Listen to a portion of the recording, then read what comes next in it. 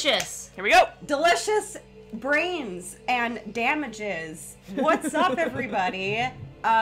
Welcome to another episode of Witch Finger Horror Podcast. My name is Yasmina. Almost forgot that for a second there. Over here we have Mildred. What's up, Mildred? Mildred and over here we got Gertrude. Hello. Hello, Gertrude. Hello.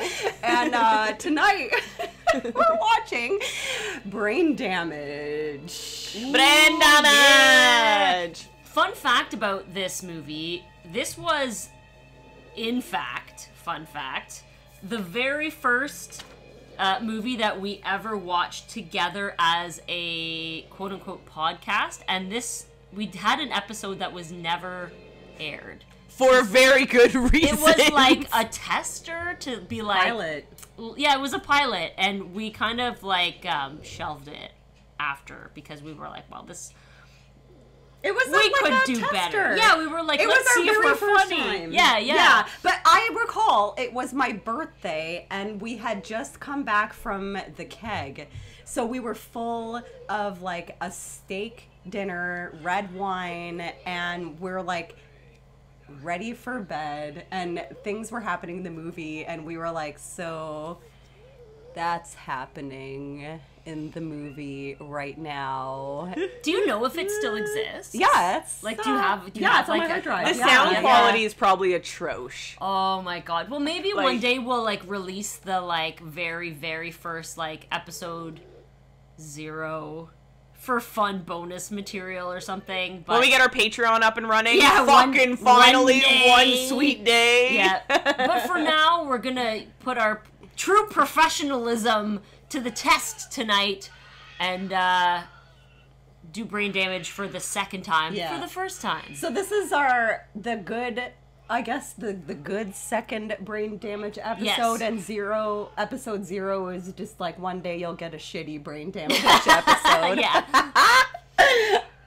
Except, I feel like we need a precursor. What time is it? It is, as we record, it is 9:26 Central. I don't know. I'm making this up. I don't know what kind of time it is. Are we Central? Eastern time. Eastern time. Standard. Eastern Standard. So 9:30 Eastern Standard. The girls got here just before 7, and we've been drinking ever since. So it is now 9:30. We've been drinking since about 5. So like as we come into this episode, you all must know that half of our brains are here and half of our brains are truly damaged. It's fact. Oh, she's pointing at me with vigor. I concur with that statement. So just bear with us. Words are hard right now. Well, fucking whatever. Everything's hard right now. Life sucks. Oh, no. And the world is bullshit. But we have been looking forward to tonight for a couple weeks, and in preparation we're sending each other voice texts, preparing alcohol consumption details, dinner reservations, fucking no cum zone, you know. Are you gonna swallow, not swallow? Yes, we've finally gotten around to that conversation that every group of friends comes to. Do you spit or do you swallow? Comes to. Let us know in the comments. Yeah, in the comments. In the comments. In the Burton Cummins. Ew. I know someone who looks like Burton Cummings. It's weird. Is he hot? No, you know him. Oh, I thought you meant I actually knew Burton Cummings. Because he's in The Who. He's in the Guess Who. Okay, already this is a great episode. This is and way better than our pilot episode. Another level of shit. From what I remember, that was a while ago, like 5 years ago. Oh, it's been longer than that. Can you believe we've been around for 5 years, dedicated listeners? 5 years. I know, and we still haven't got our act together. Isn't it No! incredible? Act? What's that? I fucking What's love an it. act? What does that even mean? Like, honestly, like, our level of professionalism is incredibly low, and I just love it. So do and I think that's why people love it too. Yeah. So this is kind of like a fun celebration. We're coming full circle. We've done more than 50 episodes now. Yes, more than 50. We're not sure how many, but we know it's over 50. We don't know the number. 50 something? I don't know. What number is this? I don't fucking know. But yeah, so here we are, fucking coming full circle after 50 episodes in 5 some odd years. And, yeah. New location. We're recording in a different spot tonight. Still professionals. We did upgrade our microphones, though, so that's fucking something. Yeah. We did do that.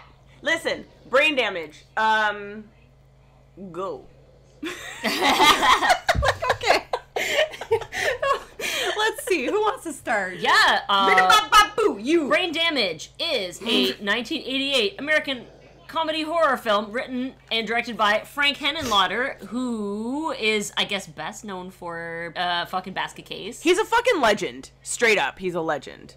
Yeah, but you know what's interesting about him, I find, is that he hasn't done that many movies. I guess, like, there are many legendary people like James Cameron who haven't done that many movies, but, like, what? He's done a few. Yeah, but he hasn't done more than 10 movies.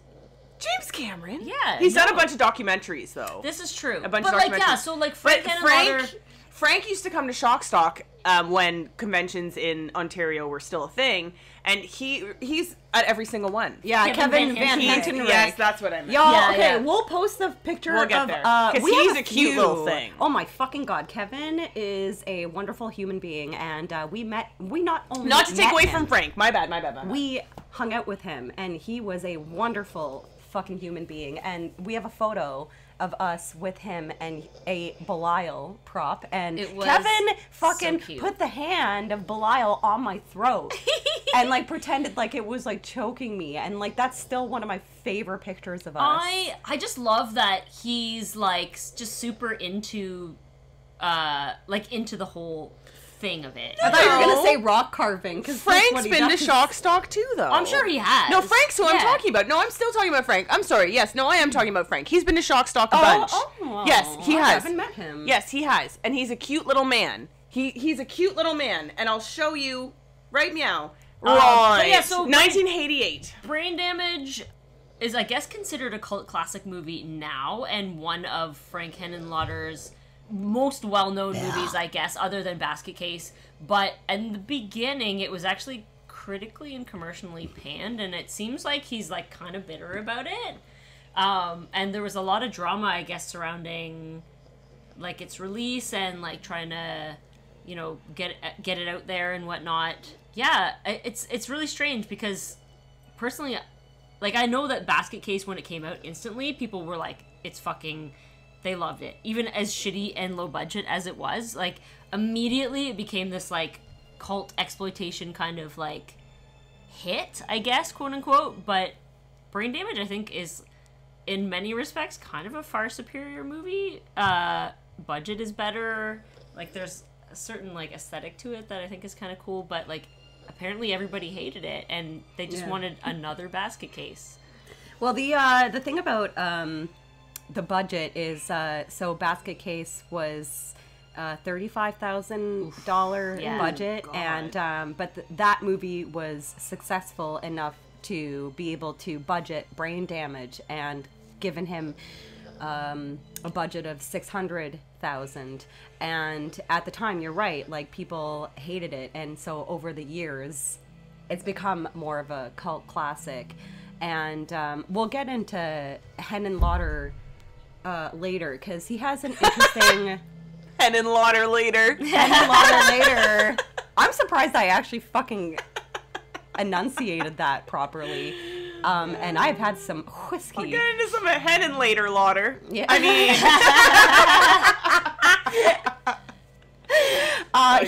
he's a legend in the B to Z movie and exploitation community and like history of film, and we'll get into him later.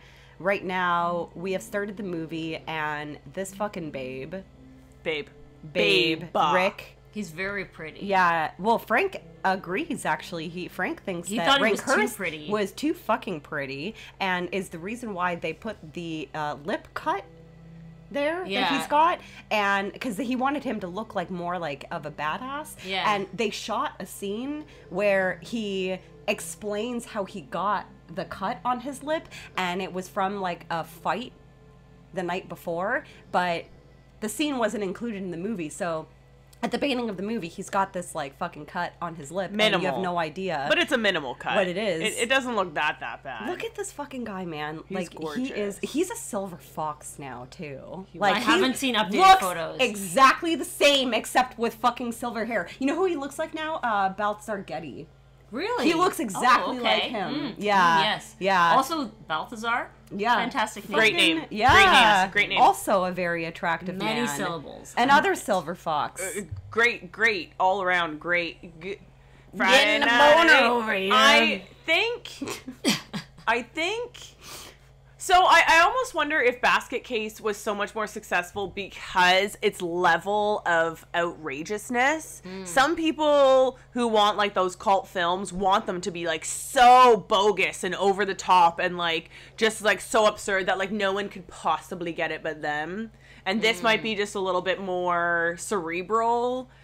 Like, you know what I mean? Yeah, Like sometimes people just like they gravitate to the absolute crazy, where this is crazy. It's a crazy movie, but it's not Basket Case. It's not silly. Like, it is, but it's not. You know what I mean? Like, it's a little bit more... And the reason why is because it's a metaphor for drug addiction. That's what I mean. Like, it's a little bit more cerebral than Basket Case. Yeah. So I feel like people maybe they just weren't into... until Elmer shows up and starts talking. And then it gets fucking into the Basket Case. Well, once he pokes out your jeans... Yeah. Once he creeps out your you can't put him back. Well, you know what I love about Frank, and in the research that I did, he is very adamant on using 35 millimeter film. And I love that about him because even until this day, like his most recent projects are like, no, they have to be shot on 35 film. I love that about him. And an interesting fun fact about brain damage. Originally, it was titled Elmer the Parasite. I don't know why they didn't call it Phallic Parasite. That would have been a great fucking like, name. He's a little bit... He purposefully used to tell people that. Like, he would, like, flaunt it. Yeah. At, like, any opportunity that he would have, he would just be like, yep, I want it to look like a fucking dick. But that's what I mean. Like, how is this not advertised as like I know that trauma is actually like a label type situation, but this to me is so trauma because it's such a penis. Yeah, like it's a dick. It's a ball sack. Like, I'm looking at a ball sack, a talking ball sack right now. And they're all buddies. Like, yeah, this is exactly. New York. That's what I meant, right? Like, they're like, I love that he's in like the New York film scene of like the 60s, 70s, and 80s, and like him and Lloyd are like buddies, and they work together on some things. And exactly. I love like that. The thing that I love about Henenlotter and Trauma is like that the New York style. Like the buildings that are like reused, the grainy look of like the 35 millimeter film. Like we're watching it on Tubi right now, and it's all like cleaned up. Yeah, because I believe this is the Blu-ray and like release but that's me been and put Morgan just recently watched Frankenhooker with your mom. Yeah, and P.S. my mom it was loved. Yeah, and we watched like the video, the video, the VHS. And that's the quality that I personally is a quality that I admire about the sleaze and exploitation genre of like the 70s and 80s. And it being in New York adds a very special appeal for me personally. I guess I might be a little biased because I love New York. It's like one of my favorite fucking cities. So we're at the part where Elmer is fucking sucking his neck. Is injecting him with his psychotropic magic. He's juice. Like, it's like that part on Alien, right? Where like the face hugger inserts its business into your mouth. I feel like that's what he's doing. It's like a reverse face hugger. It becomes kind of like symbiotic in a weird way. So they clearly are like feeding off of each other, and he just came in his pants, and he's caming. Yeah. You know what is interesting about the stuff about New York that you're talking about is how, I don't know, like, it seems like a lot of filmmakers that, you know, were around in that time when New York was very seedy are, like, super in love with it. Like, anything that I've read about Frank Henenlotter, he just talked about how incredible New York, especially, like... 42nd Street. You know, like, Times Square, Yeah. it right now is a tourist. Oh, it's all tourist It's bullshit, a tourist trap, but it used to just be fucking like peep shows and seedy shit, and Yeah. I- And like, that's the New York I wish I even saw. I can remember going to New York in the late 90s and seeing the last remnants of that being sort of on the outskirts of Times Square, and it's still, like, I still remember peep shows in Times Square. Yeah. But they, you know, now it's just like everything is just so, you know, cleaned up and like It's like Tokyo. Like gentrified. It's and literally... Can you just briefly explain to us what exactly a peep show is? Is a peep show what we saw on, like, The Crow? Or sorry, not The Crow. I'm trying to think. You know, where there's, like, girls dancing. Yeah, that's what it is. You go and you pay and you watch the girl And you're dance. alone. Yeah. The Crow. Yeah, that was in and The Crow. like Yeah. literally, You mean The you Crow like too? Oh you get my to God. see like I mean The little Crow bit of too. something. Fuck. But also a lot of them were like the Triple X City of theaters, Angels. like a lot of like the like, you know, like, But a peep show isn't... It's like the red light district in Amsterdam. Like, you walk down the street and there's like ladies in the windows like dancing, and they're like, "Come on in." And you would go in and you pay money and you get can either like watch them or fuck them. You like there's like girl dancing and then you get like a little bit of a Yeah, show and then right. it's gone. But like there's also the Triple X theaters where you go in and porn is playing, or like exploitation movies. Where Pee bad Wee shit like Herman, that. Herman got Yes, caught. exactly. Yeah. Where Pee Wee Herman was touching his Pee Wee Herman, and Here's the thing. Now we digress from the movie I've been to quite a bit. Amsterdam with the red light But- district. That's totally different. But here's It's the thing very about fucking if you're running a theater where you're playing pornographic films, do you not expect people to jack off? Yes, Yeah, they I don't absolute- understand. So they what was the absolutely Pee Wee do. Herman? What was the Pee Wee Well, because Herman? he's a celebrity and like fucking Like, his show was that- for kids. That's the point. You're supposed to I know, jack off. but like back then though, like it was taboo for a celebrity who hosted a kids show to Right, be for sure. caught Okay, in fine. the theater. But Now, what but would you all do the if you people were who a were like real, woman? like us, were like, let him jerk off. That's what the theater Yeah. is for. I remember when that shit fucking happened, man. It was in the newspaper, and I remember reading it and being like, that's what it's fucking for. Just let him fucking. Except now diddle it's like his fucking pecker. now a diddle is pecker. A Pee Wee. Except for now, as a full-grown woman with my own like sexual everything, those Awakening. theaters are not created for women. Because for women to jack off, a sitting position isn't always great. Let for me us. tell you- You know what I mean? Well, They're that not was a for different women. time They're back not then. for women. I Yeah. have an incredible story about a woman going into one of those theaters, but I'm not even gonna tell. I'm not gonna tell it here because we should talk about the movie. Patreon. But I'll tell you Save it for afterwards, that. and it's one of the most fucked up stories I've ever heard in my entire life. I don't know this story. It's I'm just not intrigued. conducive. Those theaters are not conducive to women getting off. It's a No. man's world, baby. Yeah. Well, the men are the customers and the women are the performers, and who gets more money though? The But women. I like seeing ladies naked and shit. That's what strip clubs are for. I'm not gonna jack off in a strip club, bitch. Are you trying to get me killed? Oh my god! You might get a job. You might get a job out of it. Oh man. Well, the 80s were a fucking crazy time, man. Like, It's true. especially in like the porn industry. But 42nd Street was like famous for the sleazy sexploitation, exploitation films that were shown like in that one theater. And there's actually a documentary about this. And there's a guy, his name is Michael Gingold, and he makes all these like short docs that are like 20 minutes, like 10 minutes long, where he goes and like finds the locations of all these like B movies and like shoots them. Sick. Like he's also an actor, and he played the Suckling. Like he's the guy who actually plays the Suckling. What, like the tiny thing that rolls down? Well, like the that's a fucking tube? puppet. But like when it's full He plays that grown, aborted fetus right? that rolls I down know, the right? fucking tube. He's also in the Lost Souls documentary. Actually. Really? Yeah. Ooh. Yeah. But he is the Suckling. yeah, he is the Suckling. But yeah, that see, this is why I need a time machine, because, I mean, not just to go back to the 80s to fuck Sebastian Bach and Rachel Boland at the same time, but also to, like, I know Times Square was also dangerous at the time, but it would have been cool to experience it, and Morgan, I'm jealous that you got to see it. Like, the late 90s, there was a small percentage that was still like that, but I still remember there was a seedy aspect to it, but it's gone now. And, like, I love New York still till this day, especially Brooklyn and Manhattan, but I definitely, like, when I'm watching trauma movies or, like, any Frankenhooker, you know. Oh boy, here we go. Yeah, it's a little early for me to mess up the words, but fuck, I don't give a shit.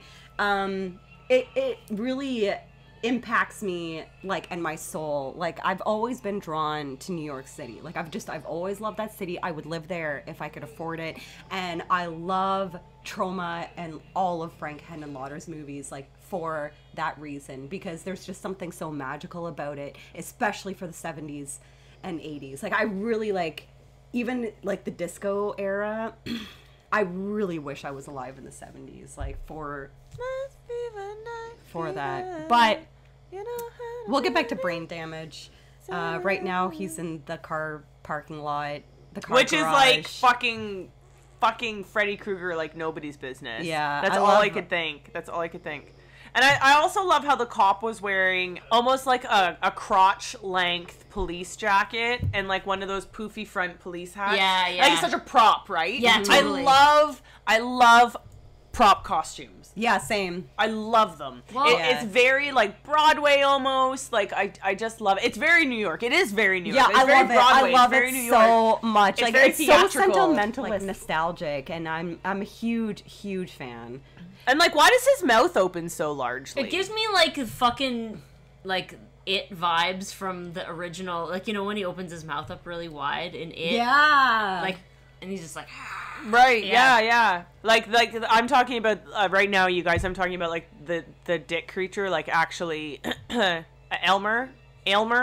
It's both. I don't know. I saw Right? Like Elmer. I've seen both spellings. Yeah, I've seen yeah. A-N-E. it's A-E or E. It's like, I don't know. It's both, I They guess. call him Elmer, but I think... It's a fucking penis. Yeah, in the movie later, like, the one neighbor guy who, like, they like, Elmer was their guy, theirs. Elmer was their guy. They say he's an Elmer, but as in, like, Elmer is his name, that's what they call him, But he's an Elmer. But Elmer is, like, his kind. But like, almost. even like the taglines for the movie are spelled They're very with the confused, E. yeah. Like, one of the taglines is like, "Heads up, Elmer's here," Yeah. but it's like Elmer Fudd. Elmer Fudge. Oh, we got Elmer Fudge. Elmer Fudge. Elmer Fudge. Yeah, let's Why talk is he about some. standing Let's like that? talk about some shit. Yeah. I have, like, a little bit about, like, when the movie was, like, started recording. Drunk. Some are good and some are bad. So principal photography. Principal photography began. I'm the on principal. January 21st in 1987 in New York, and was completed by April. So it only took like 3 months to film. There was an article that I saw that was an industry article from that time that said that the film's budget was $2 million, which sounds absurd as fuck. But that was literally what was. Maybe Frank was boasting or something. I don't fucking know. Misinformation. But at that time, the film still had the Elmer the Parasite working title. So that was like Right. what was going on. $2 million. Can you imagine what they could have done with $2 million? Yeah. In the 80s? I mean, It would have been like fucking Top Gun. I know, right? $600,000 is pretty good for this, you know? Like, Sorry, sidetrack. Continue. so yeah, like the film opened April 15th, 1988, and on May 20th in Los Angeles. And the Los Angeles Herald Times Examiner advertisement stated that the film had won the Silver Scroll for Outstanding Achievement There you go. from the Academy of Science Fiction, Fantasy, and Horror. There you go. And I didn't see Is any of this true? I didn't see anything else about that at all, because it's like, okay, so The ad said the that. ad when the movie came out in the Los Angeles Times had that on there, but I didn't see anything else about that. But I know that, like, you know, the Academy of Science Fiction, maybe they just hand out fucking Silver Scrolls to everybody. I don't What's a fucking Silver know. Scroll? I don't know. It's probably Right? great. Yeah. Who the fuck I don't know. knows? But you know what? This movie it wins awards of my heart. It's great. It's great. Frank, we love you. Except, man, his teeth are they look nasty in this. Like, he was eating a blue popsicle, like, right They before. look- Oh my god, I know, right? His teeth look thin, if you know what I mean. yeah. Like, they look almost see-through, like, transparent. Like, he looks like his teeth, if I touched them, my finger would... Go like, through like, it. not go through, but, like, make it, like, Play-Doh, like, make, like, a little indent. You know, like, But, just like, a little... I feel really weird right now. It's that, like, drug addiction analogy where it's like he kind of starts to get worse and Exactly. shittier and Yeah, yeah. looking Like a as softened the eggshell. movie. Like, he Which gets- is why, yeah. when you said LA there, like LA Times or whatever, Yeah. considering this movie was filmed in New York, when you said LA, I thought, of course, because people in LA can relate. Not that people in New York couldn't. I mean, drugs Yeah. in New York in the 80s was obviously very prevalent. drugs in the but 80s in LA I just was thought the a first thing in thing. my head was like Sunset Strip, like fucking Motley Crue, like heroin everywhere. how is a tiny brain? Yeah, the spaghetti. I love it. It's pulsating. And you know what? Now I remember what the first episode was. So, ladies and gents, the first episode was us not sure what to do. Do you guys remember we would tell people what was happening in the movie? Yeah. All the time? Yeah. Like, Yeah, and yeah. now the brain's And now we pulsating. do the complete and now, opposite. yeah, we don't never even talk about the movie. I think somebody actually like commented on our last episode that was like they kind of talked about the movie, but it was like kind of like suck it. listening to like one of your sister's girlfriends coming over, listening into their conversation, and I appreciated that because that's basically what this is. Like, Yeah. we do have a kind of structure because we do research. We have a lot of notes that we obviously Sometimes like, address. oh, St. Mark Street. He's on St. Oh Mark. my God. God damn it! I miss New York so much. I cannot fucking wait to 1 go hour back photo. next year. That's Yeah. a I cannot wait to go back. We're awesome is what I was gonna say. We do whatever the fuck we want, and if you don't like it, go suck a fuck. Ooh! Girl. Yeah, so let's get into some shit. Are we talking about Rick Hurst yet? Do you want to talk about Let's him talk first? about let's talk about the silver fox. I only want to talk about him because I'm at a nail salon the other day. It is noon 30 at the nail salon. What the fuck comes on the TV? Days of Our Lives. I'm not kidding you. I literally said to them, I was like, is this a rerun? Like, do you guys you have this see recorded? him? And they were like, no, like Days of Our Lives is still on. Yeah, there's only 4 soap operas still on. Like, and I saw like John was on. If anyone ever watched Days of Our Lives out there, you'll know who I'm talking about. Like, John was still in the storyline. Like, I was just like, what the fuck is going on? And then I'm doing my research for this movie, and I'm like, of course, like Rick Hurst. I don't even have the time. There's not enough time in the day for me to list these off. Days of Our Lives, Guiding Light, Young and the Restless, Bold and the Beautiful, General Hospital, Beverly Hills 90210. The man was in every single fucking one. More on my list is somewhere. If you can think of a soap opera, he was in it. But not only was he in soap operas, he won awards. Yeah. For almost every single role he played. Yeah, like he won daytime Emmys and shit. Yeah, Like, he won, I mean, he would do, like, a 2-part special and won an award for it. Like, the Yeah. man is a genius in soap opera acting, which you have to give him credit because soap opera acting is different. It's fucking rad. That's and what honestly, it is. it's like they do it daily, so it's like every It day takes a lot. you of are learning endurance. new shit. Yeah. But how have these people, not just Rick, but, oh god, he's hot.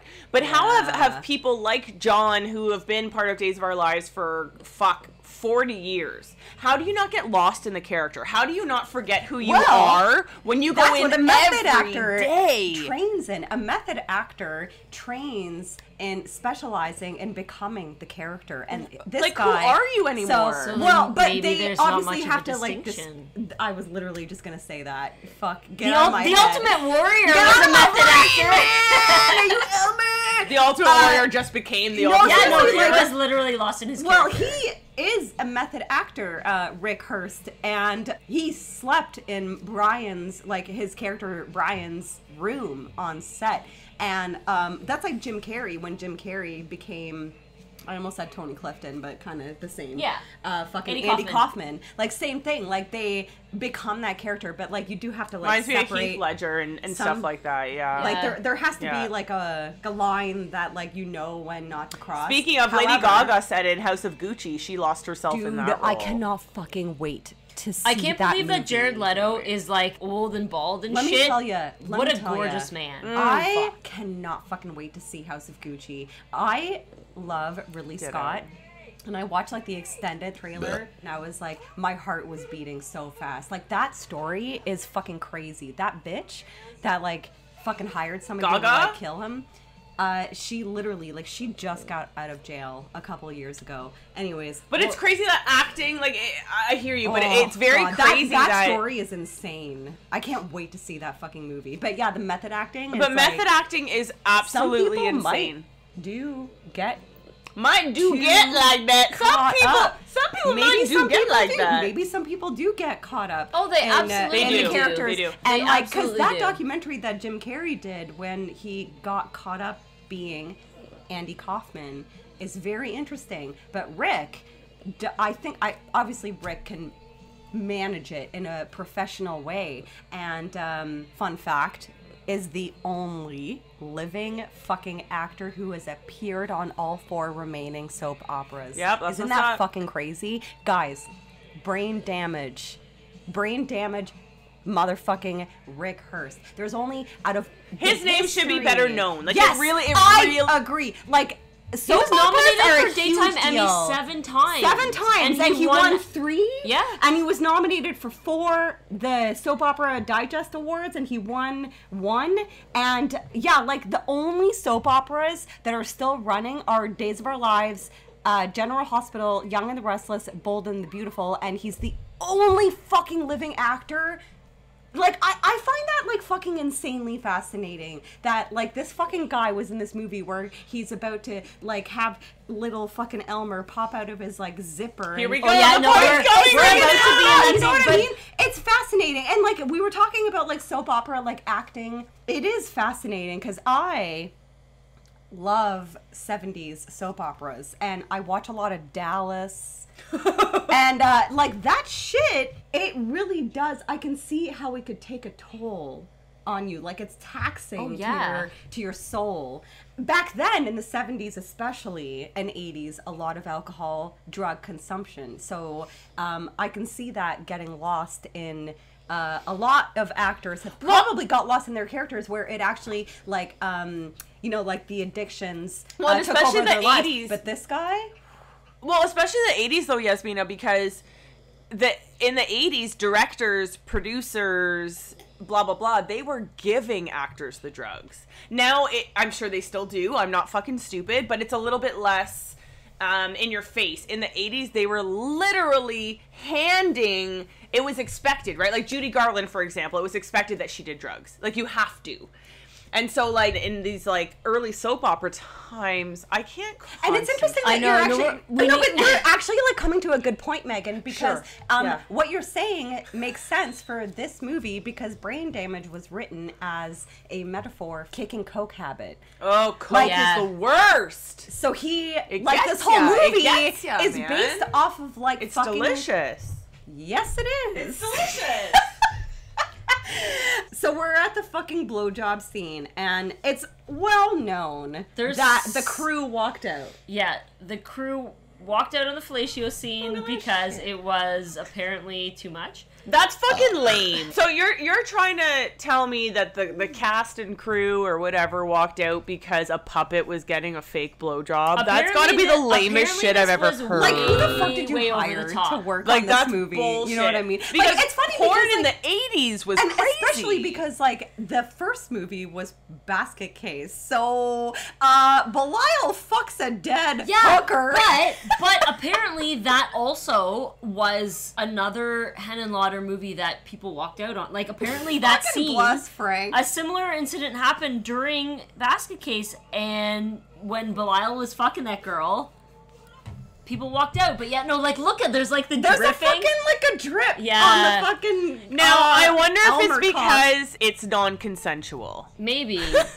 I mean, Because this she shit, clearly doesn't want to have her it's brains eaten out by this pretty, fucking... it's pretty graphic. But it's like it's sleaze, and like that's the thing about exploitation. I that agree. Is appreciated. Like it's like trauma, man. Like they go to the extreme in a comedic fashion. Like it's satirical and like trauma. Like Trauma's there's a little so more. much fucking Trauma's shit. a little more self-aware though. Like I feel like this is still like That was a lot.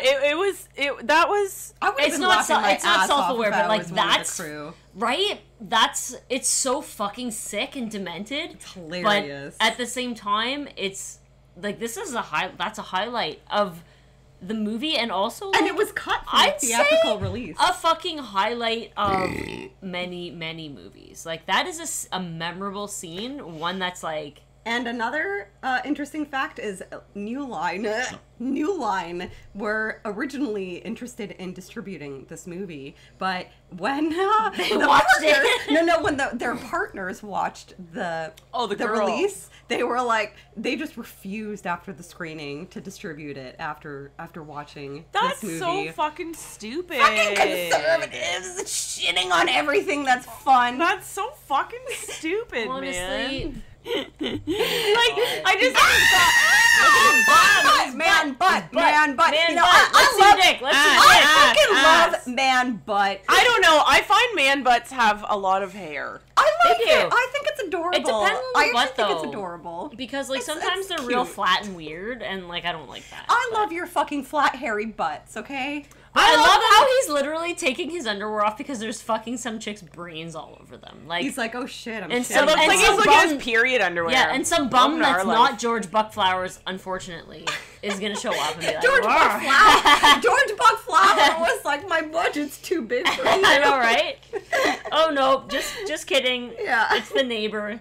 I still love the blue lighting though. Yeah, I there's love so much of whatever that. lighting There's a that lot they're of blue doing. in I this love movie. it. And I think blue is Elmer's color. Right, it kind And of so like it- shut up. It has that. Shut up. No. It kind of shows his influence throughout the entire movie.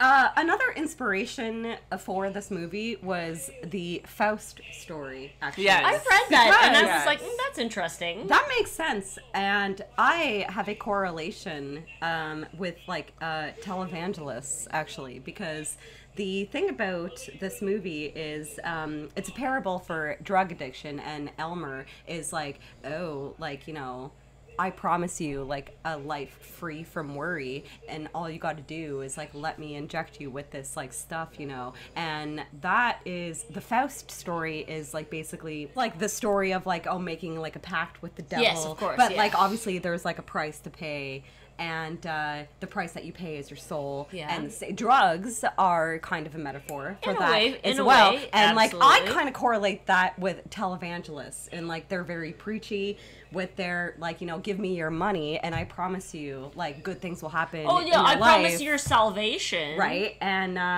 Which you'll yeah, only when I- discover after you're dead. How Right? fuck. Yeah, I anyways. kind of find that this movie, the parable of like drug addiction and like the promises of like a life like free from worry is like very, very similar to organized religion Yeah. and televangelists and Yeah, stuff I like can that. see that. In a way, it's a drug, I suppose.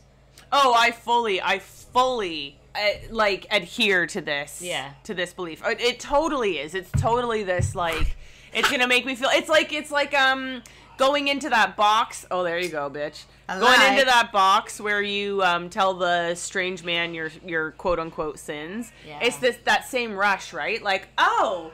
It's like, oh, I found someone to tell me I'm a good person. Everyone likes being told Yeah. they're, and it becomes there's a addictive to those, and of course there's a fucking cost. Yeah. Of course there's a fucking cost. I did my research and I like came to that like conclusion. No, I was fully like, agree. I think "Ah." that drug addiction and people who are addicted to religion, I think it's very, Well, very, very I similar. feel like there are parallels between those things because both, in a way, involve filling a void Feeling good. within yourself. Yeah, and so Without it's like, doing any work. yeah, you're missing. Without doing any you're work. missing something, or there's a void in your life, or you feel like you're unfulfilled, and drugs fill that hole, but religion also fills that same hole. And you don't have to do anything. Personally, Again, you I don't like have to do my anything. hole to be empty so it can whistle when I run. But it against the only wind. fills it temporarily my hole because when to you be come full. down from when you come down from the high, then that's when the addiction starts. And it's same thing with fucking Same cults thing. Yeah. Same and thing, bitch.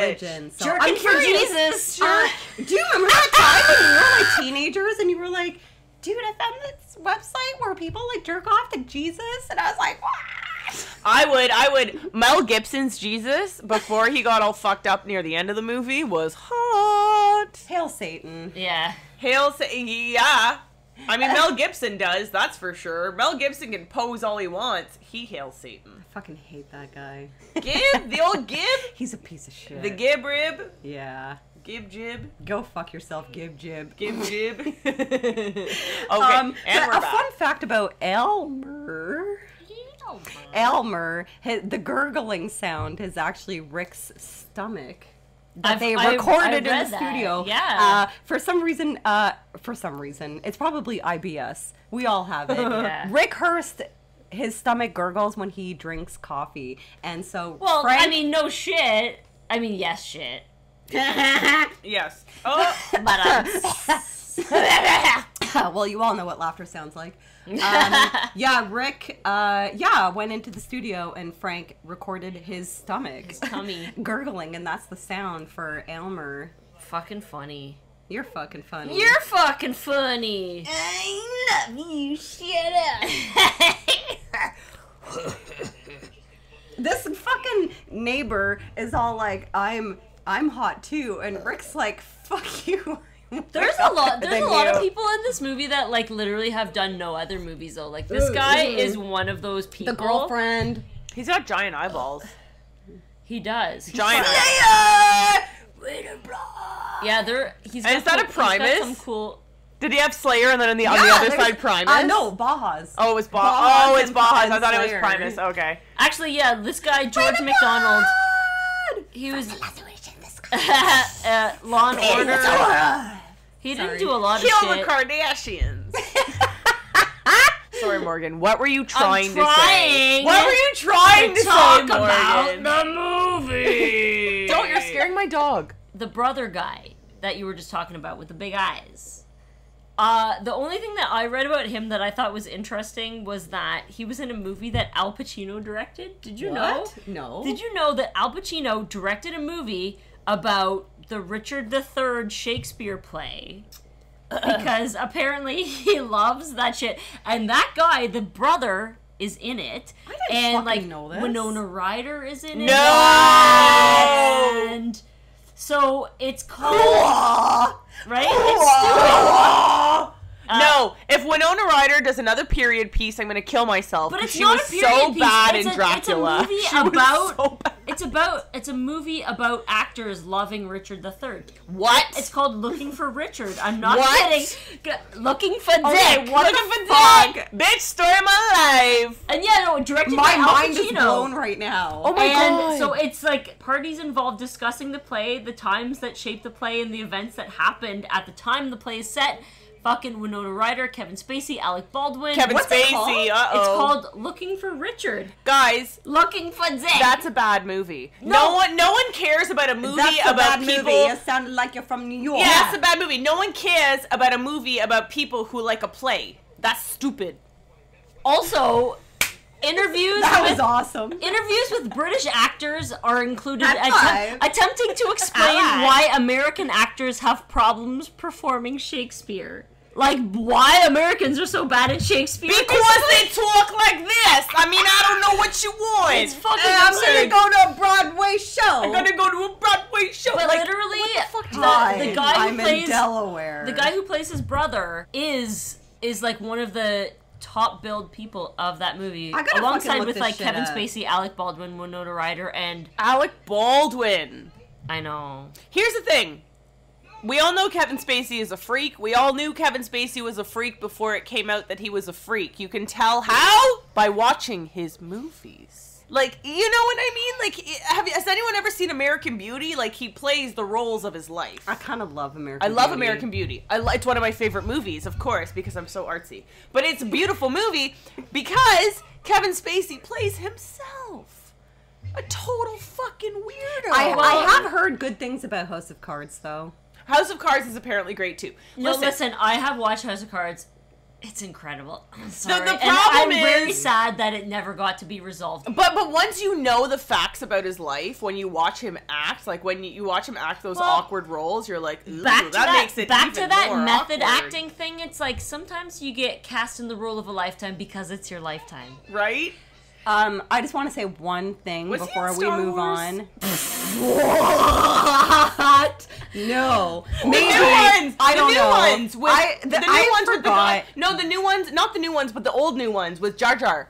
Was he in the fuck ones with Jar Jar Jar. Jar? I blocked those. Was out Kevin of my Spacey mind. in the Star Wars movies with Jar Jar? I'm pretty sure you're wrong. No, he's not. However, I want to say one thing. Oh my God, I'm dying. One thing before we move on from fucking dick face Kevin Spacey. One movie that he did was actually incredible. Smoking Another fun, movie Red besides Life is a House. The Life of David Gale. Oh, never mind. The Life of David Gale with Kate K-Pax. Winslet. That was an incredible movie. I actually heard K-Pax was an incredible Yo, no, I'm not but kidding. I've It's never fucking seen incredible. it. But I've actually never seen it. But The Life of David Yo, that Gale movie is fucking great. incredible. It's great. It's got Kate Winslet in it, and Okay, it's it's about great the then. I death love her. penalty. I love her. And him and a friend stage a fake murder, but it was really like a suicide. And Murder? So he's on Murder, She Wrote. Jessica Fletcher can fucking provide a solution for you. Anyways, what the fuck does that mean? Angela Lansbury massaging herself in a bathtub. Hey, let me Get tell your you right what. now. Angela Lansbury, I've been watching a lot of Murder, Angela She Wrote. Lansbury She's a in the sexual same being. cinema as Pee Wee Herman jacking off to a porno movie. There's a fucking story. There's a fucking There's movie. your story. There's a movie. I've been watching a lot of Murder, She Wrote. We like jumped from like Kevin Spacey to Murder, She Wrote. And you know why I think he was in Star Wars? His last name is Spacey.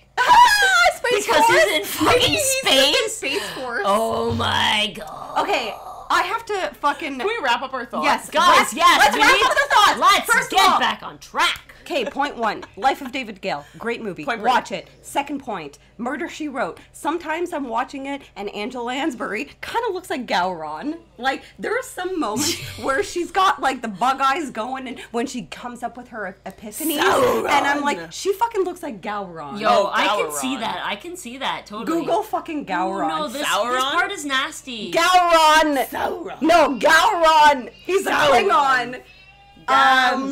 Gowron. Sorry, guys. Gowron. Actually, no, I'm not sorry. I don't give a fuck, man. Like, this is what our podcast is all It's about. absolutely about it. It's but, chaos. So right now we're at the scene where He's, like, he's pulling out. trying to detox from Elmer. And Elmer's singing and laughing at him. Yeah. He's pulling wacky shit out of his ear and screaming. He's That's literally not wacky just having... shit. That is 8 Well, no, pints of it blood. was wacky, but now it's just blood, and he's screaming for a very long time. But Angela Lansbury looks like looks Gowron. like fucking Gowron, man. She's got those big round eyes. She doesn't have almond eyes. She has round. She's got Gowron Round. eyes. It's like that Corey Hart song, Eurasian Eyes. Gowron eyes. she's got fucking... Oh, I mean that. She's got... That fucking Clint Eastwood song. Wait, what did you say? Gary Oldman. Corey Haim.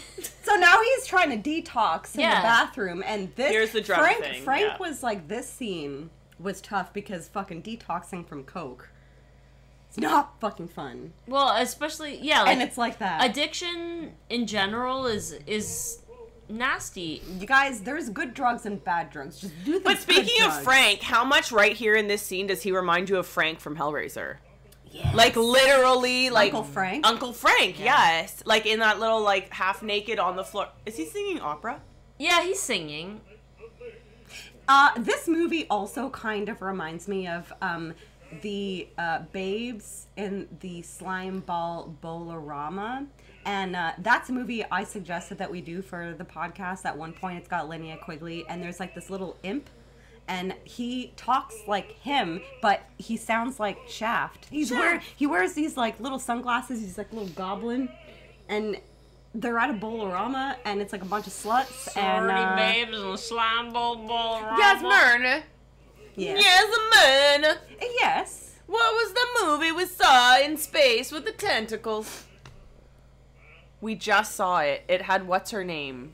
Me and you. Yeah. We just saw it. A movie in space with the tentacles. We With just the saw it. It had tentacles. what's her name in it. And it had what's her name? She's in bless your soul. Oh, I don't know. What? She's in Natural Born Killers. Juliette Lewis? Yes, she was in that movie we watched. In space with the tentacles. It's not in space, but it's the fucking The Gerbers, the nerds. Meet the Hollowheads. Hollowheads. Yeah. How are they not in space? They're in the universe. It's an technically. alternate universe. It's an alternate planet. But what were we talking about that reminded me of that? I forgot. So I just want to say that this scene here where he's detoxing and he's in this like weird hotel. Yeah, with the fucking red and black so walls. I'm almost 100% certain that the same hotel that was filmed here with Brain Damage was also used probably in Frankenhooker and also probably used in Basket Case. I know that in my research I read that Frank went to a particular, what he called a welfare motel in order to film Basket Case. And like, I watched Frankenhooker, we watched it sort of recently With your mom. Yeah, and it looks Important detail. almost incredibly Sounds like a joke, but it's true. Incredibly similar. If it was not filmed at the same place, I would be shocked. Like the maroon walls and It does everything. look exactly And to all of our Yeah. local listeners, this reminds me of the Wick and the Richmond and every other Yes. sleazy Yeah, hotel like over top of a old bar. school time kind of fucking hotels. Also, the scene coming up where he goes into the shower, the guy from Frankenhooker that pounds on the door is the same guy. Oh, For is it? sure. Oh shit! I didn't know that. Yeah. Well, you were talking about the building and the locations, and like fun fact about this movie, because the budget was small. They couldn't afford multiple running sets. Yeah. So they had to shoot all the scenes that took place in a like particular location. Yeah. All at once. All at once, Yeah. like at one time, so they could like tear down and set up for the next location. And like movies are never shot that way. No, I Like, know. It's like they have ever. multiple locations. But and this shit whatnot. though, like when they're in the apartment building, what Megan was just saying about the Wick and the embassy is so fucking valid. Yeah, like those were Like, our local like yeah, and like all these seedy places hotels. are like gone now in the city where we live. But like this is why I love like bigger cities like New York City, because like A lot of these places, they still have exist. not changed. Yeah, well, they this haven't place- renovated. This place in particular, I don't know if this place still exists, and apparently for Basket Case at least, they filmed there without permits, and also for this movie, this is the guy that pounds on the door in Frankenhooker. So they didn't film without permits. So they were in there filming, but the motel didn't allow the name to be put in the thank yous because they were concerned about being really? sued. Yeah, this is the dude that he's totally he's the in guy in Frankenhooker as well. Frankenhooker. So like legit, I swear, it's the same It probably is. place. He probably like knows the owner. Yeah, this is like the dollar store Danny Trejo. Like, Whoa. No one is more dollar store than Danny Trejo. No. This You guy, let him own This his guy dollar is the store. dollar store if Danny Trejo was on sale at the dollar store. Okay, there we go. It's like the big V. Mm-hmm. Like the big V of but I like this guy. I think, look at the size of his You just like shit it out. parasite. Yeah, like could you imagine? Ew, it's so, and like it just But I think look at this guy's the comparison fucking pecs, though. is undeniable, right? Like this guy is like tanned and healthy and massive, and then they're showing us like the drug addicted coming down human who is pale and thin. Ooh. Pale, thin, like Right? sores Like, this on guy his is a skin. beast. Yeah, like sores on his skin, Yeah. but this guy's bum is very toit. Yeah. Well, Rick, it's actually kind of funny. He is very good friends with Sean Kanan. And Sean Kanan, they were both in The Bold and the Beautiful together. And they have been friends since the 80s. And I bring this up because my blog for this month for the Rewind Zone is on Hide and Go Shriek, and Sean Kanan is in Hide and Go Shriek, and I was like, that when I was doing my research for Brain Damage, I was like, Sean Kanan, like, because there's like pictures of them together. And I was like, that name sounds familiar. This guy looks familiar. And there was like, I Googled their names together and they had like a big reunion like together because like they've been friends since the 80s. And I love that. And then they got to play Mortal Enemies on Bold and the Beautiful. Mortal Enemies! Dun, dun, dun, dun, dun, dun, dun, dun. But if you Google like fucking Rick Hurst and Sean Kanan, the photo that comes up of them together now for like the reunion photo is like two silver foxes together. I'm looking. And it's I'm hot. Googling, It's hot. I'm Googling. And like they both, I read an interview with both of them, and they were both like, age was kind to us. Oh yeah. And I was like, yes, it was. Because yes, Rick Hurst aged very well. Like, holy shit, he looks very good. But he left General Hospital in 2016, and since then, like, he still does some like TV shows. Like, I think he was in an episode of like Vampire Diaries, and he was in a random like baseball movie in 2019. But I just want to mention a movie that Rick Hurst, oof, big time wood. Right, big time right, wood. right. Yeah. This guy was in fucking Hide and Go Shriek. Look at these. Look at the They jaw. look Look fucking at the good, jaws. man. The jaw, like they're Look at this, bonkers. look at Jaws- this fucking picture right here. Jaws Like, that hello, can literally hello, cut. Hello. Actually, no. He looks great like- still. He looks amazing. He looks better than Casper Van Diem. I feel like there was an interim period for Rick Hurst that like he didn't look so great, but now he looks good again. He looks great. Like he looks hot He looks amazing. when he's super young. Maybe Well, I'm just I getting want to old. like. I actually just want to mention We just like older men. one Girls. last thing. Yeah, fuck young man. Fuck you. Young men. He was in a movie, the most recent movie that he has done in 2020, and I researched it, and I'm fascinated. It's called Aliu, the Dreamer, and it was written and directed by Quincy Ledbetter, who is another New York filmmaker. Quincy Ledbetter. He's a babe too. You Okay. should fucking Google him. Okay. Quincy, you look good. And get this, the plot sounds incredible, in my personal opinion. It's a movie about a world where people haven't dreamed in 30 years, and then the government finds out about one man who can dream. Of course, the government. Fuck Right? them. Yeah. So, yeah, Rick Hurst is a silver fox. And Fascinating. that movie, Aliu the Dreamer by Quincy Ledbetter, sounds really fucking cool. Like, it kind of sounds like Children of Men to me. Okay, Yeah, Like, yeah, where, like, yeah. women don't get pregnant Yeah. anymore, and then Yeah. they find That out was an about, like, the incredible- one... It's like the same That thing, was where, great. like, it's like Wasn't that a Vigo? 3 Our man decades... Vigo? No, was that Clive Owen? Clive Owen. Clive Owen, that's Yeah, right, That yeah. was an incredible fucking movie. But this movie sounds fucking rad. Vigo Like, was The Road, right? Yes. That was yeah, Vigo. that's a Cormac McCarthy book. Yeah, yeah. I just read a Cormac McCarthy book, and it was spooked. Fucked. One of the darkest fucking books I ever fucking read in my fucking life. Blood Meridian. Holy shit. That guy... You want to read some Can write dark depressing poetry? shit. You want to read some dark poetry? Read Cormac McCarthy. Same guy who did No Country for Old Men. Oh, you know what? I was dissatisfied. That movie was phenomenal, but there was no beginning or end to the movie. You told me that, and I was like, but that's what I like. That no, but it's just I only watched No Country for Old Men about 10 years after it came out because, or not 10, I exaggerate, probably 5-7 years after it came out because I was so scared that it was gonna be really depressing. And then I No, watched it's it, just intense. and then I watched it, and it wasn't depressing. You're No, right, it yeah. wasn't The depressing. Road it is was depressing. super intense. Blood Meridian is depressing. But I love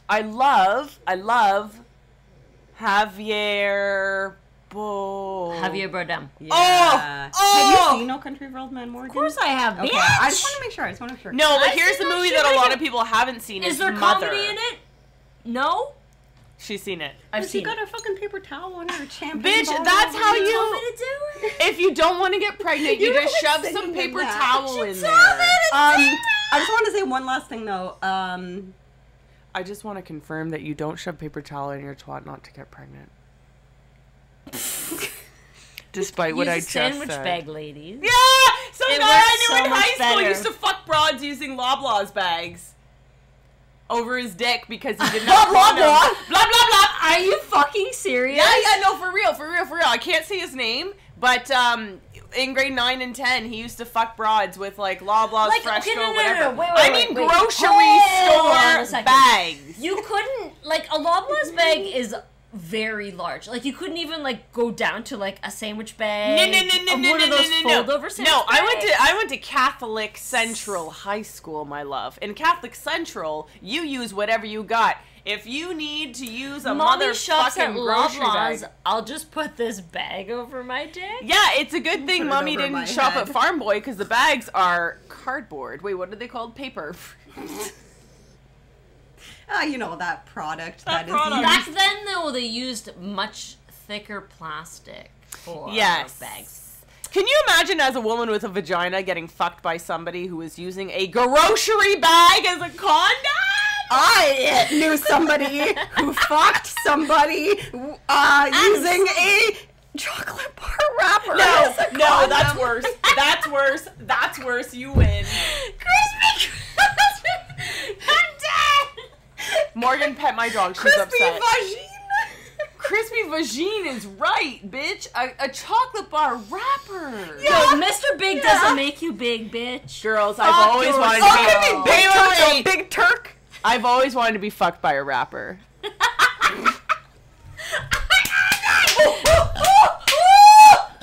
Oh yeah! You Meg guys- is on a roll. We are fucking winning this episode. I'm drinking champagne out Out of of a the bottle. bottle. Yasmina has a half bourbon, half ginger Dude, drink. I haven't even like fucking gotten into it yet. Like I got some shit to say about. Well, the you better say it because motherfuckers. the Let's movie's talk about about to run it. out. I got some shit to say. You better say it. Okay, I got some shit to say about Frank and Listen, as long as you motherfucking- guys keep petting my dog, I don't care what you say. I don't know where you guys want to start. Do you want Let's to? talk Do you about want to? Frank Do you want to talk Henlotter. Frank? Okay, let's talk Frank. He's got and a then we'll lot of talk stuff. about fucking John Zachary. Yeah. Holy shit!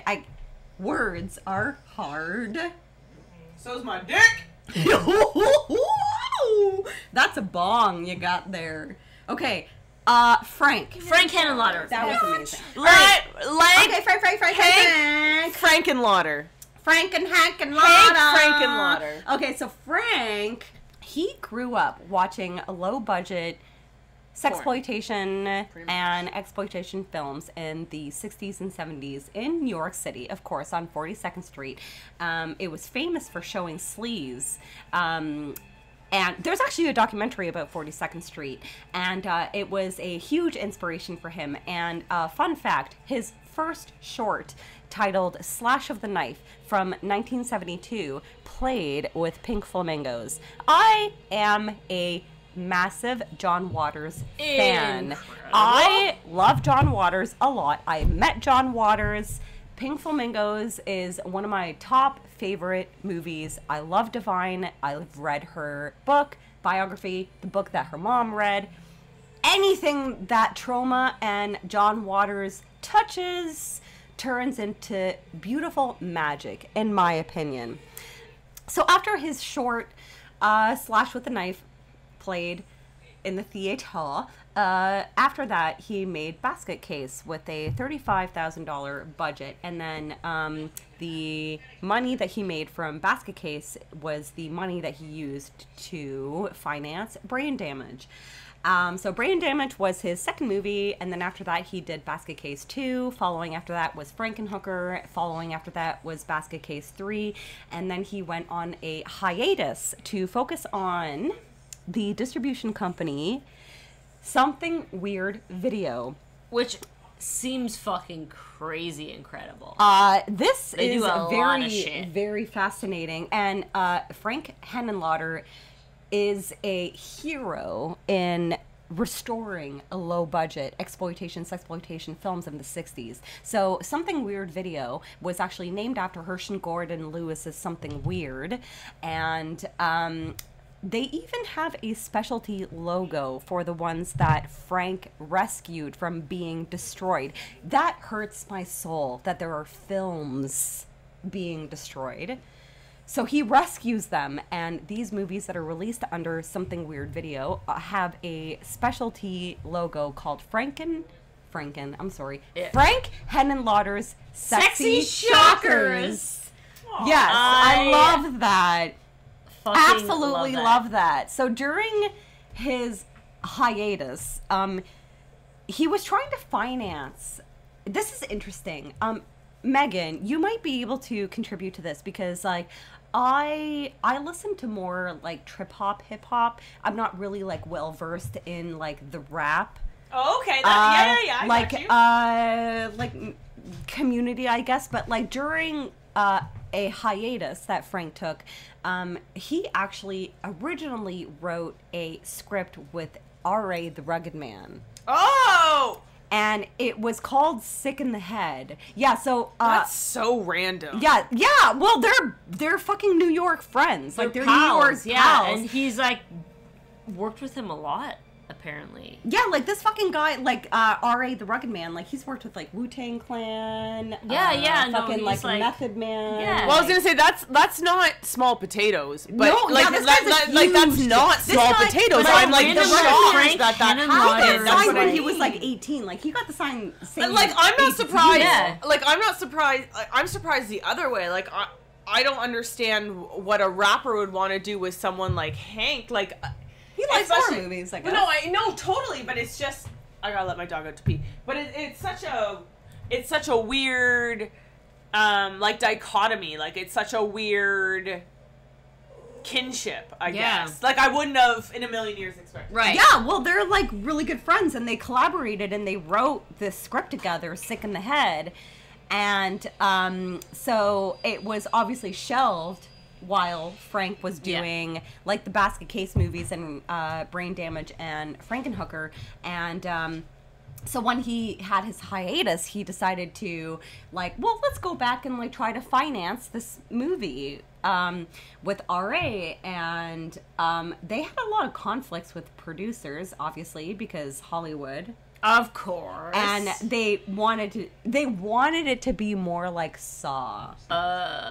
And they were like, because that's fucking weird. Because it wasn't, I don't know, it was probably too artsy for like producers in Hollywood, and like they were like, we want it to be more like Saw, blah. But RA had connections through the music industry, so they were able to land a deal.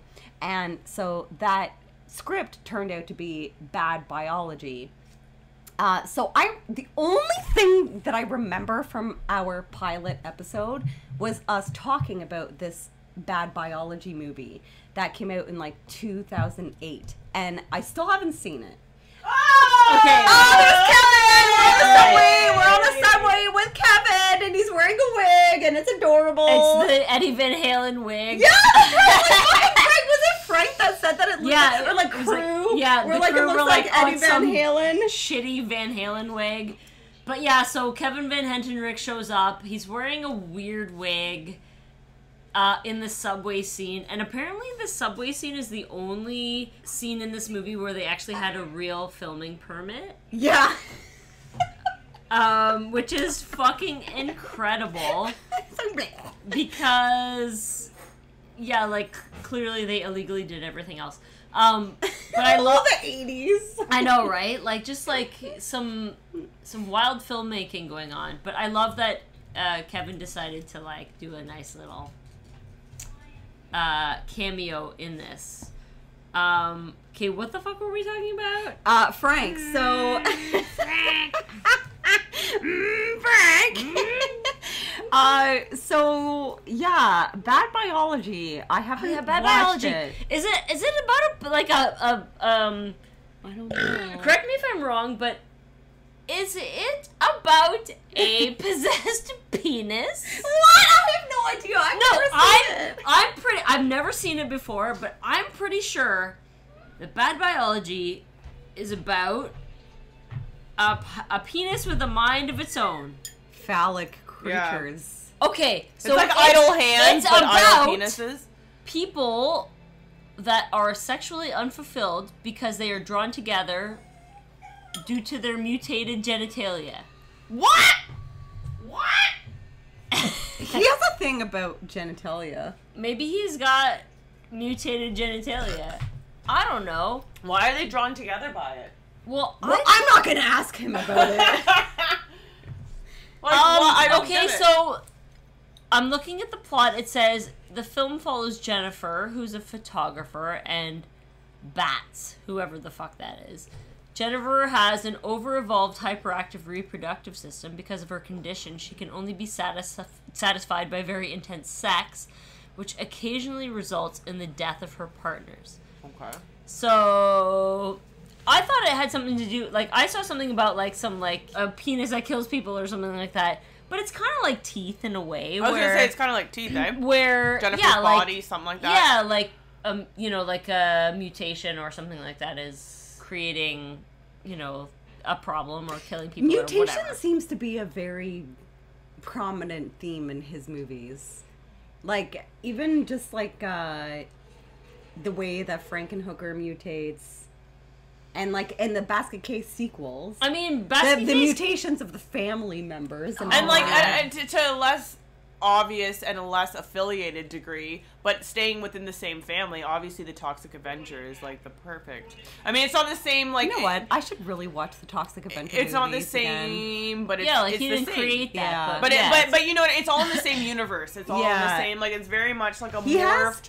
A morphed. I was gonna say Canadian. Oh my god, a morphed human experience, not a morphed Canadian. I'm so. You listen. You're either Canadian or you're nothing.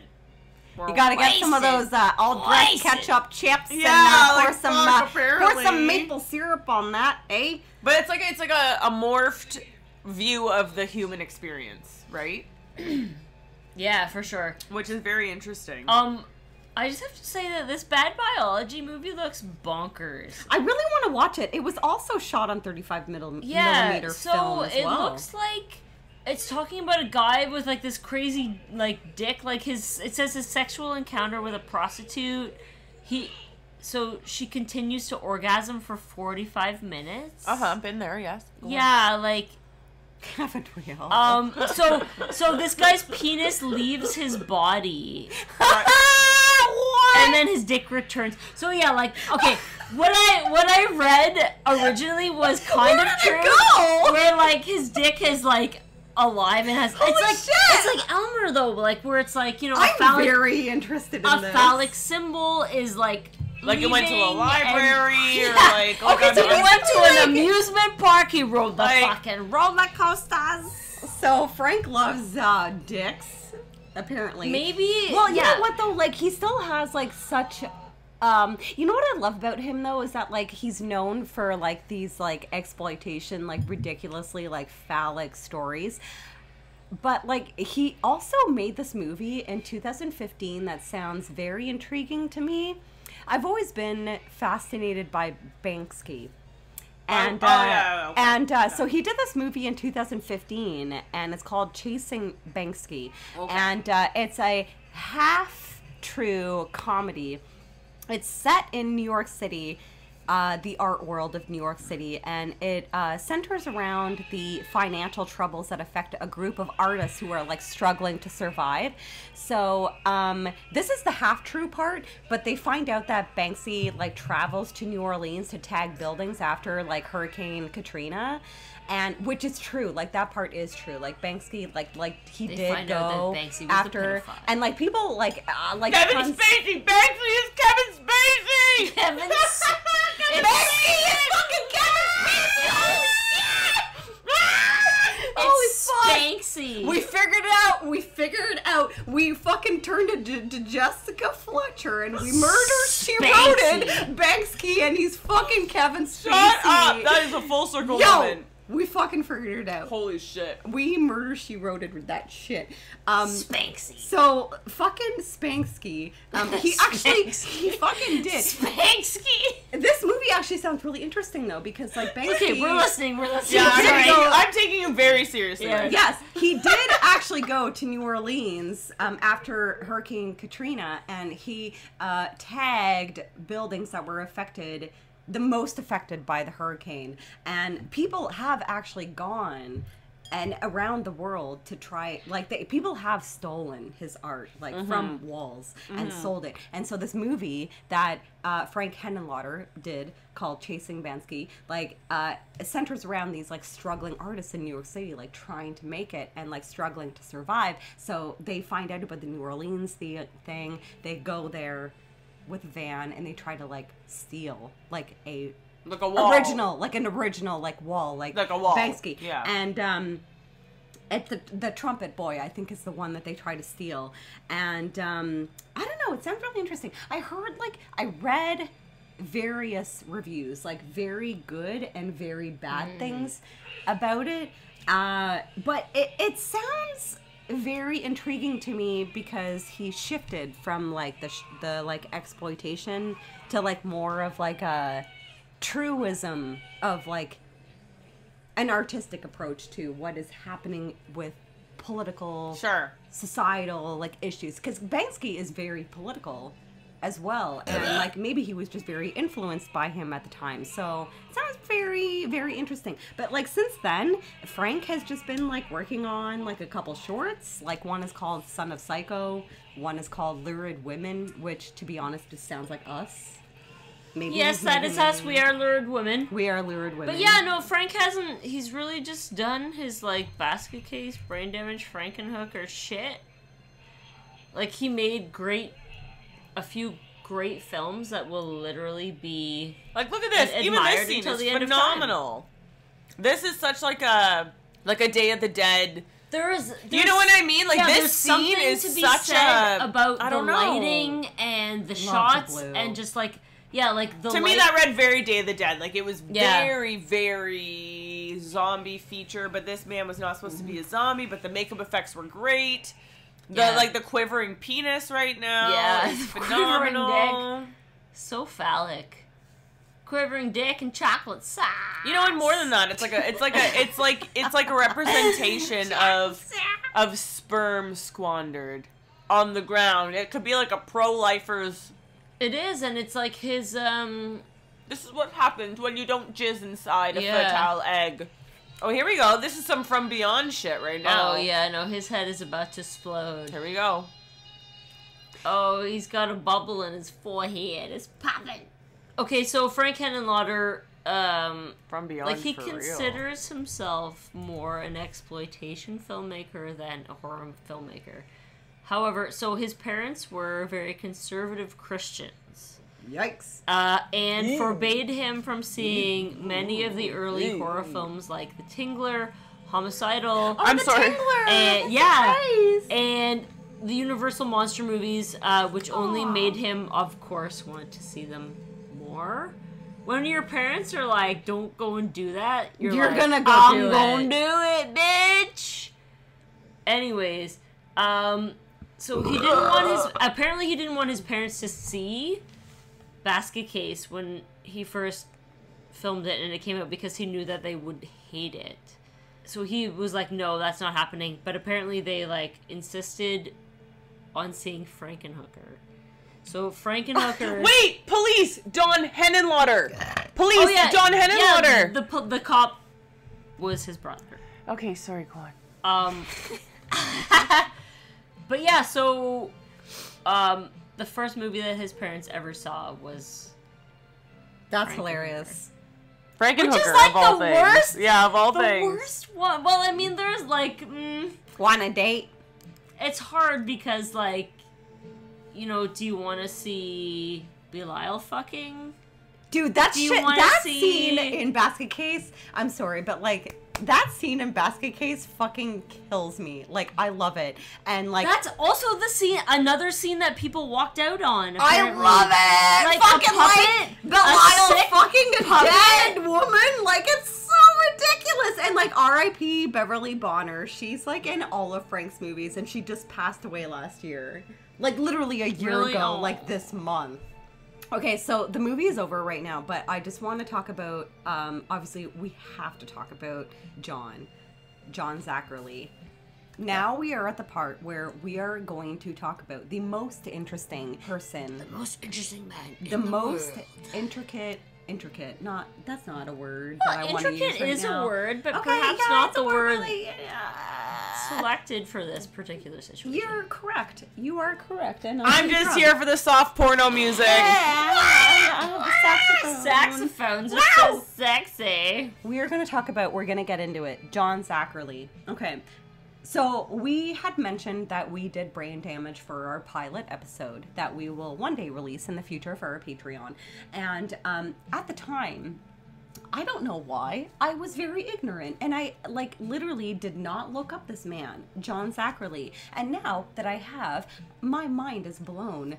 It's fascinated by this person. And a few months ago, Joe Bob screened brain damage for his show on Shudder, and I decided to watch it because I was like, you know what, at the time we recorded our first pilot episode and I didn't think brain damage was like as riveting as the rest of Frank's movies, but I decided to give it another shot. So I watched the Joe Bob episode and I was like, yo, basically There's some shit. there is some shit about this fucking guy, and is the most interesting aspect of this movie.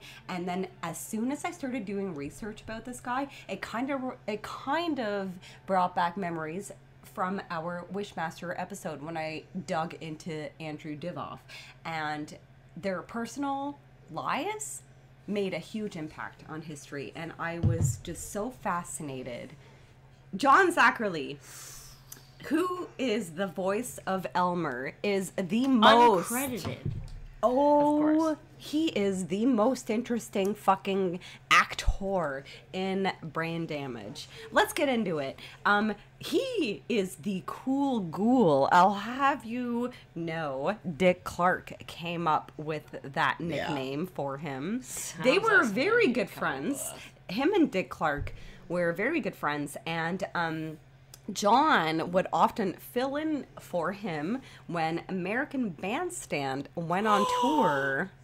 Yeah, okay, so American Fascinating. Bandstand before Soul Train, huge deal. Like Obviously, Jackson 5. I'm losing my mind. Dude, yeah, so like, Yeah, no, get that's- this that's a though, big deal.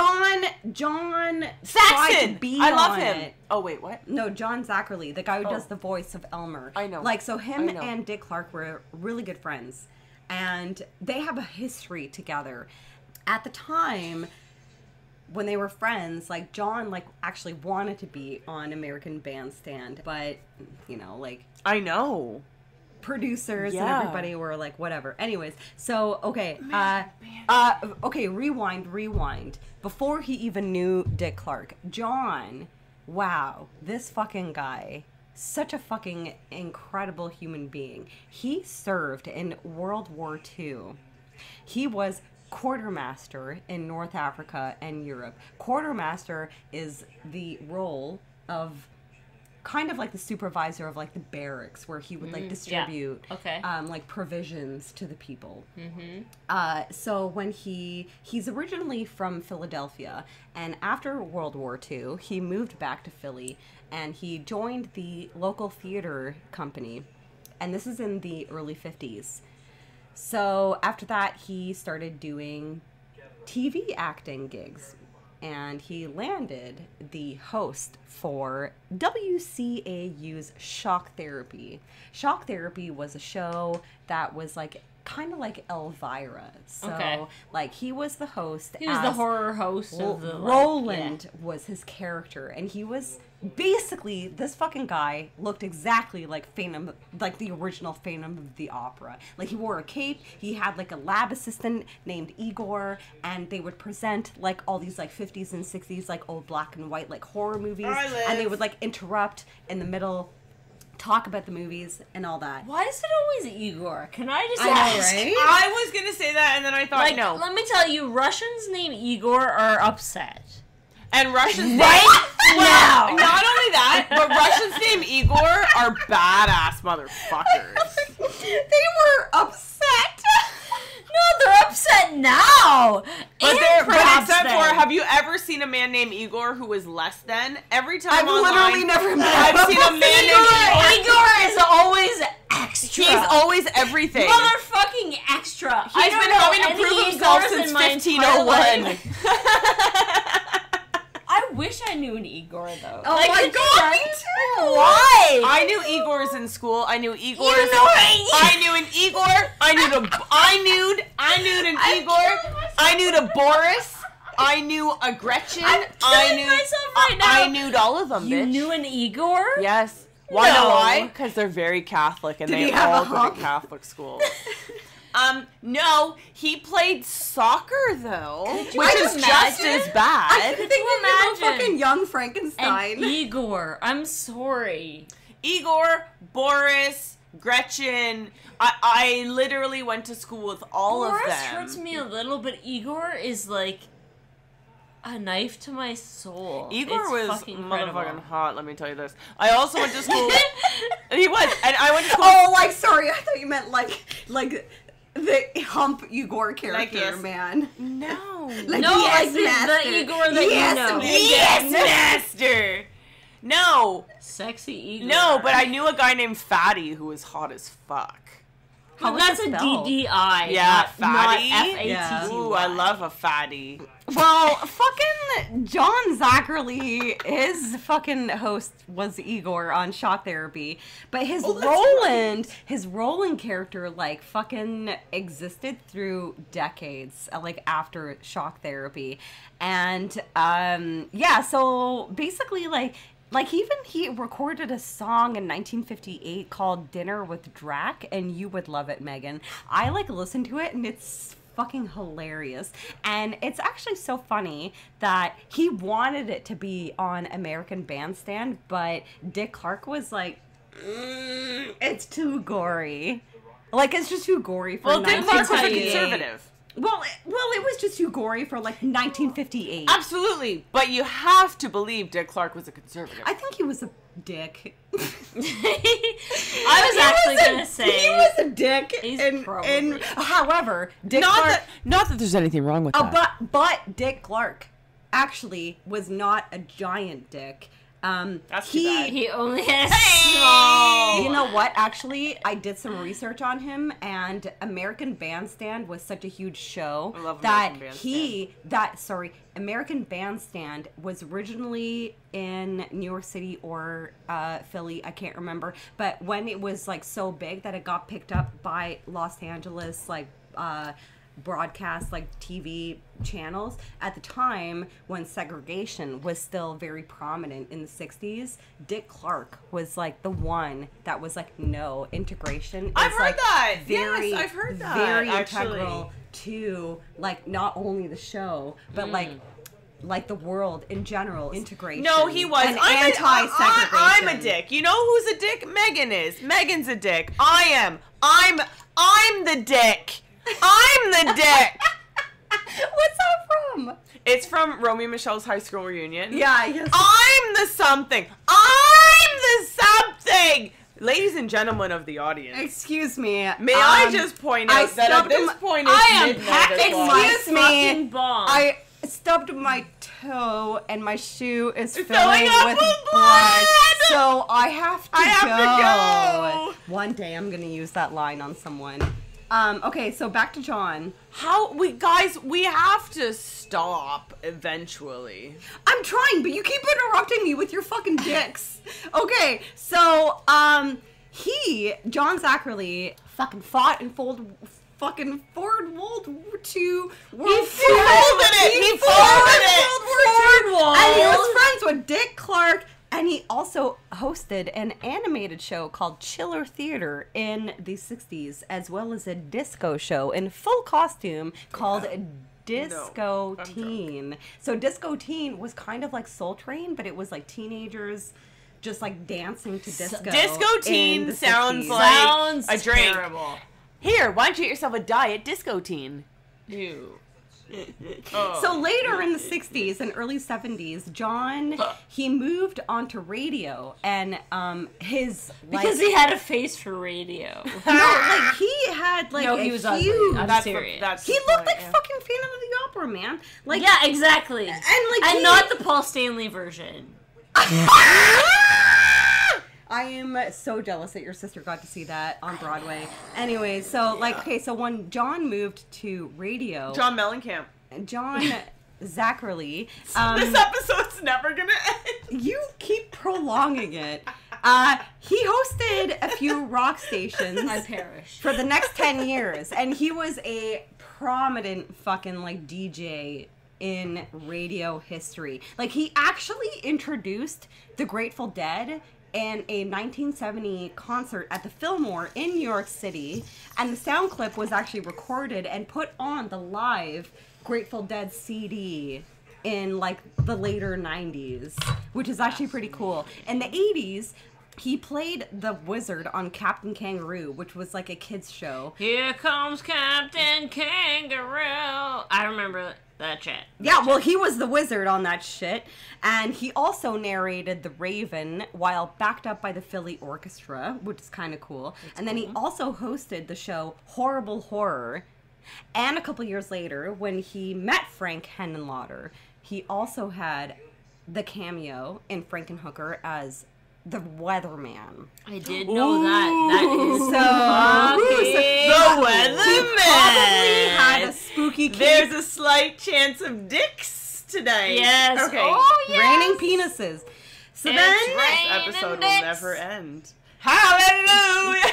you're doing it. You're the one that's doing it. It's raining dicks. It's raining dicks Oh. in the Weather Channel. Sticks. So then he went back to radio in the 90s, and he hosted a show called Spirit of the 60s. But then he left the show in the late 90s because they fucking changed the format to alternative rock and hired new DJs. And he was like, fuck you. I mean, new that's people." like not a bad run though. Like that's like 30 fucking I know, years. right? And in 2010, he starred in a documentary. This is actually very interesting. He starred in a documentary called The Aurora Monsters, which focused on the Aurora Monster kits of the 60s. Like, do you remember in the 60s where they had Oh, like those fuck like yeah. kits where they Oh, built- fuck yeah. Yeah, I so have- like oh, there is oh, a God. huge world of like people who collect those like monster like fucking like kits of the 60s. And Dennis Vincent, the guy who owns the Dungeon Classic Movie Museum in Connecticut, we need to fucking go there. Fascinating. We need to go there because it's like all the old classic like monsters, like Frankenstein, Dracula, like all of the like Crown Dracula, I love him. they're all I heard you, Connecticut and is I not love him. far from us, man. Like, and I've seen this museum. Like, I'll it go to that actually shit. looks incredible. And after that, like, he continued making appearances until he died in 2016. He at age 98. There's even a Jesus. book. There's a book about this fucking guy. It's called Good Night, Whatever You Are, written by Richard Scrivani. Like, the like this guy, like John Zachary, was like a huge fucking deal in horror history in general. And like the broadcast pioneers of Philadelphia inducted him into the Hall of Fame. That's a fucking. And Big last fucking thing I'm deal. gonna say, fun fact about fucking John Zachary, the guy who voices Elmer in Brain Damage, his niece, Bonnie, is the creator of My Little Pony. Yep, that's right, bitch.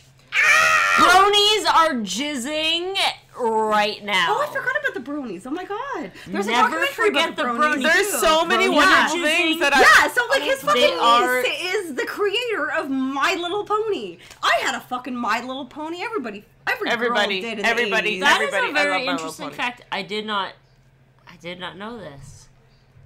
Also, one more thing about John Zachary in this movie in general, but the reason why he went uncredited for so long is because Brain Damage was a non-union film. Obviously, because Frank Henenlotter doesn't give a fuck. He didn't even get, like, permits. Right? He only got permits for the subway. And John Zachary was a member of SAG, of course, and so they would have been fined for doing a non-union role for John Zachary, so they left his name out of that. So I have a question about that, though. Does that mean that he, like, got paid under their table? Maybe, or just no, because he did it out of the kindness. Like, as a Not favor? under their table, but perhaps if he differently. goes uncredited, then no, he wouldn't have been. Well, I mean, yo, I'm curious about that. Yo. Well, maybe I'll read his biography. I'll read the book by this man, Richard Scrivani. Dick Scrivani. Yo, Dick, I'm gonna read your there's book, can yo. I just like? There's a lot of dicks in this movie. When? Did I miss them? Well, I mean, like, just in general, there's a lot of dicks. Like, a lot of mention of dicks. There's a lot of mention, because we mentioned them for sure. Maybe, In the actual movie, maybe do they we mention just dicks? mentioned dicks a lot, In but the movie, it do seemed they? I don't like think there so. was an abundance of dicks. In the 80s, Realizers, oftentimes... Penises. An abundance of Richards. I often find a lot of dicks in There's a 80s lot of movies, Richards, though. actually. What the fuck is up with Richard? It's just like in the 80s, what's up with the girls named Shirley and Brenda? No one gives birth in Ew, 2021 and goes, I'm gonna name her Shirley and Unless you Brenda. really love Shirley MacLaine. Which is great. No. She's Listen, right. I am But, not like, shitting I mean, on those she's names. cool, I'm but not. like, yo, that's rare. My mom's name, you wanna know my mom's name? Kathy. Bitch, the last time one of your girlfriends said I had a daughter and named her Kathy. Never. Let's try to remember that. You're Never. talking to like the most immigrant name like ever you can think of right here. Yasmina, your name is very Canadian. It's like I would go to Saskatchewan and I'd run into 10,000 Yasminas. Are you serious? No, bitch. I I'm don't obviously agree. yanking your fucking I went to Muslim Saskatchewan. chain. I also actually have no idea how no one knows a Yasmina in general. I feel like it's definitely more common now. I've actually noticed that it's actually more common now. Like fucking like Cobra Kai, there's a character named Yasmin, and I was like, No. I'm sick of that shit. That's not your name. It was definitely very difficult. We need for to me say growing goodbye. up. We need to say goodbye to our friends, okay? Guys, legit, there I is gonna don't know how we, be like, like got 20 started We talking need to about say it. goodbye to our Yeah. friends because Mama Stints is about to get real offensive, so we need to say goodbye to our friends. poking me over here. No, I just want to slap your pants because they're so shiny. Shiny. Yeah, I can We do need to that. say goodbye. Okay. However, we digress, and now I love my name. I love my name now. Love her, lame Lau. I hated it growing up. So, do we digress? like, people How much do we digress? with names that they hate. I just got a message for you. You know what? Love it. Just like Embrace that shit. embrace that shit. Morgan, and what's your middle fuck name? everybody else. Wait, Morgan, what's your middle name? It's not cool. Morgan, what's your middle name? Lee? Lee? But Mercedes' name. Wait, middle name is what's your cool. middle name? I don't have one. Your middle name's Lee? Yeah. Yasmina, I don't mean to leave you out. I'm like Bruce Lee. It's okay. Morgan, Wait. Morgan Lee, I'm Megan Ray. We're you? both the most country-ass white people who are not country. Megan Ray. I does sound like a country person, like Morgan a country Lee. surname.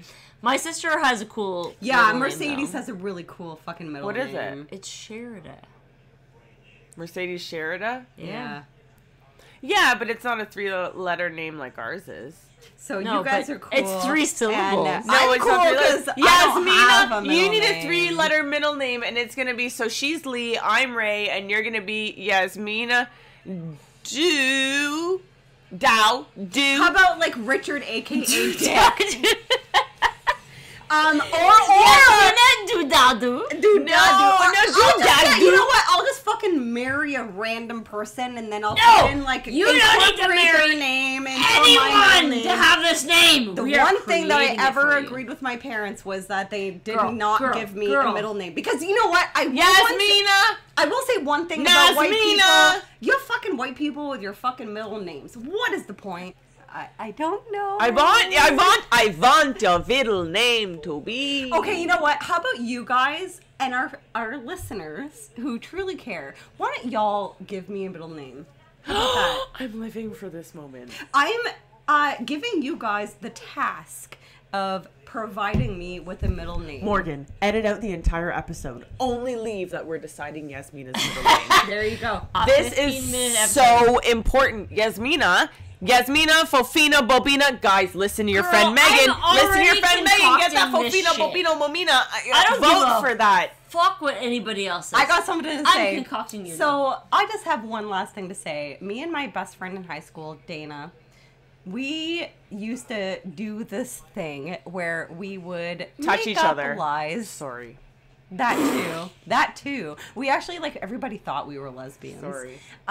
No, we used to do this thing where we would, like, lie to boys, like, just for fun. And one of the Fascinating. lies that we would tell boys was that my middle name was Chiquita. Can you say that, like, my full name there? Yasmina Chiquita. Yasmina Yasmina Chiquita. Yasmina Yeah. Chiquita. So, like, one Chiquita. guy that she dated believed it. And, like, told us they And she probably was like, still thinks that I'm check named after a mark. fucking banana company. Yasmina Chiquita. Check mark. This Yeah. man is stupid. I'm pretty sure we also told him that the scientific name of the penis is penile erectus.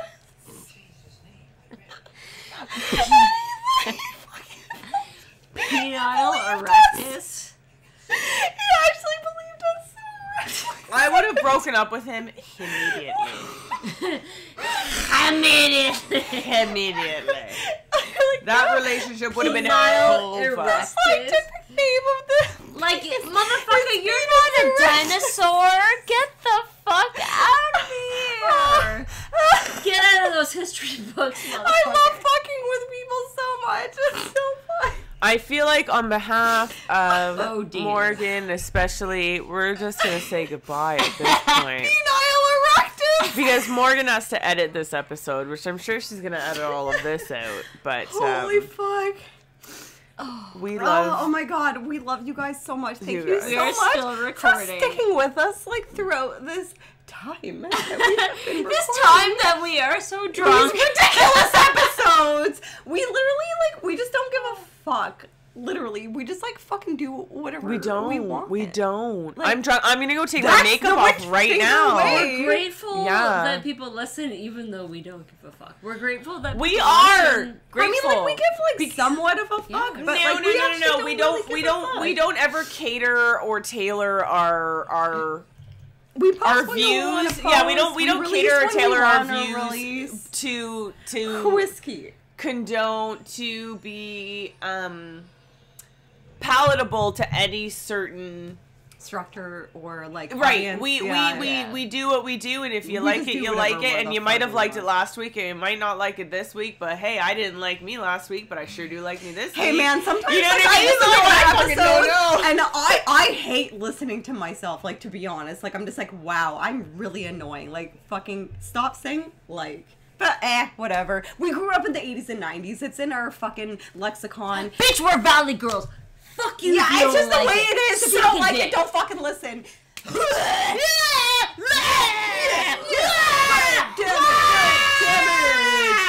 We love you, Frank Henenlotter. We love you, Kevin Van Hentenrick, and we love you, listeners, for sticking with us and listening Go to Power! us. And fucking be true to yourself and fuck everybody else and say something inspirational, bitch.